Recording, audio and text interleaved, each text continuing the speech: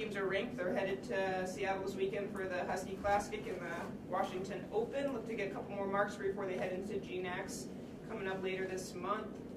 Coach, why don't you tell us about how it went 2 weekends ago in Seattle?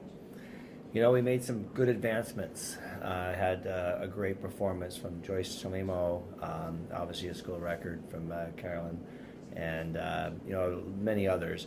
And we look forward to progressing on that this next weekend. It's going to be fun track and field. Fun track and field for the next 2 weekends, because you know this weekend we've got a very strong Division I oriented meet in the Husky Classic, and then on Sunday it's going to be an open competition where we can get some more marks. We'll come home on Sunday night and then travel back out the next Thursday to see if we can nab a few conference titles. So a really fun track and field over the next several weeks, and I think we're all excited to see how we do. I guess, Coach, if you would just talk about, I guess, what do you see as the big challenge? Because of the fact that you don't get a home meet, you're constantly on the road. What's the biggest challenge in all of that? They're really, I mean, we would love to be at home with 20 different schools and compete in front of the home venue. But the vast majority of track programs throughout the country don't host meets. It's tough to get that field in one place. So the way track and field is usually run is that there's very few small meets. They're all big meets, big invites, and we feel pretty good about being able to compete in a great venue against Division I, Division II, Division III, NAIA, every now and then a few JUCO schools. So it's great competition, and we look forward to it. It's also a sport of individual standouts too. I mean, you got a couple top fives. Talk about how proud you must be of some of the early success that you see, assuming that you still hope to see some peak performance later on down the road. Absolutely.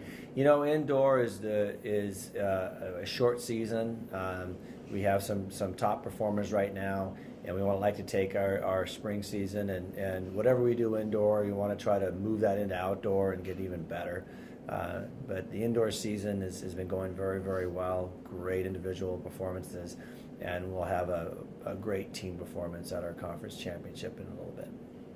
Your 6-time All-American sitting there to your left is looking for her 7th All-American finish at Nationals. How's she doing this year, and what are the chances for accomplishing that? Well, she's an athlete that you would hope you had 20 years of eligibility out of. Because she does everything that you ask of her, and is a hard worker, and at the end of the day, honestly wants it more than any of the coaching staff, and that's what you want. You want athletes that want to achieve more than what your coach wants them to achieve. So wonderful athlete. We've got she has a lot to do still. She's got some big goals. And it's going to be fun to see how that moves forward. Let's slide the microphones over. Sure. Da, da, da, da. Thanks. It's not live. Oh, okay.